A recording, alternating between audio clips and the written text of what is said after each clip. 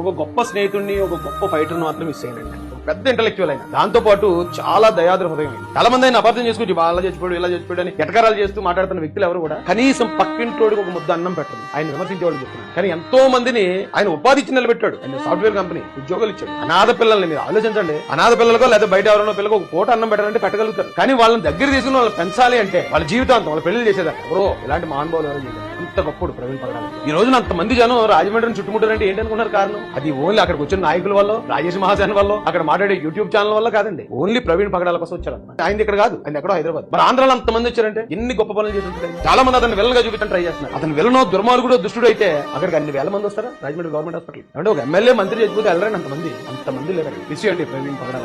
Brother Rajesh అనేవారు. ఈ మాట ఇంకా నా చెవుల్లో వినిపిస్తుంది. మీరు మళ్ళీ నన్ను అలా ఫోన్ చేసి బ్రదర్ రాజేష్ అని పిలిస్తే వినాలనిపిస్తుంది, బాధనిపిస్తుంది. ఇలాంటి బలవంతమైన హఠాన్ మరణం ఎంతో సాధించరండి. చాలా రిఫార్మ్స్ తీసుకుంది.